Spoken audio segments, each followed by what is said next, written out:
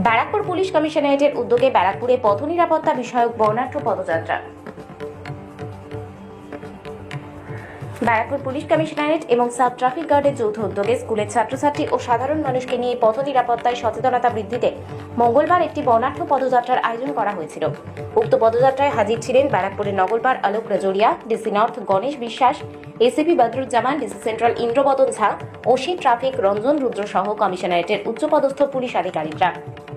এদিন বিটি রোডের নগরপালের কার্যালয়ের কাছ থেকে পদযাত্রা বেরিয়ে বিটি রোড ও এস এন ব্যানার্জি রোড ঘুরে ফের কমিশনারেট অফিসের সামনে শেষ হয়।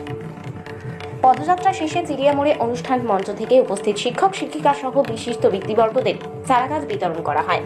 পাশাপাশি বাইক আরোহীদের হেলমেট প্রদান করা হয়।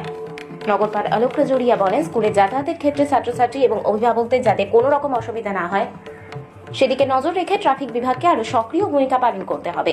পাশাপাশি টোটো অটো নিয়ন্ত্রণে খুব শীঘ্রই ব্যবস্থা নেওয়া হবে বলে জানালেন নগরপাল।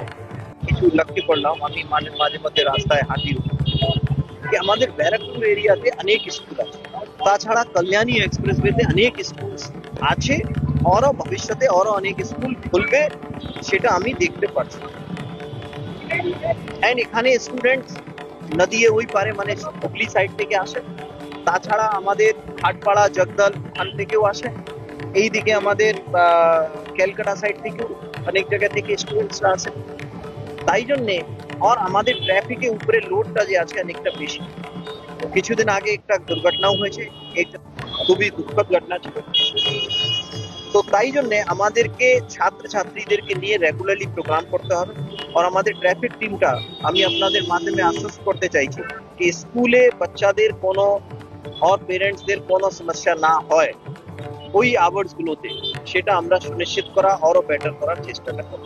স্যার, গত রবিবার একটা ট্রেন দুর্ঘটনা ঘটেছে আর কি, সেখানে স্থানীয় মানুষের বক্তব্য যে টোটো অটোর একটা সমস্যার জন্য ঘটনা ঘটেছে। দেখুন, টোটো অটো একটা ইস্যু আছে, তার সংখ্যা, তার এই সম্বন্ধে কিছুদিন আগেই ডিএম সাহেবের সঙ্গে মিউনিসিপ্যালিটি চেয়ারম্যান সাহেবরা ছিলেন, আমরা একটা আলোচনা করেছি।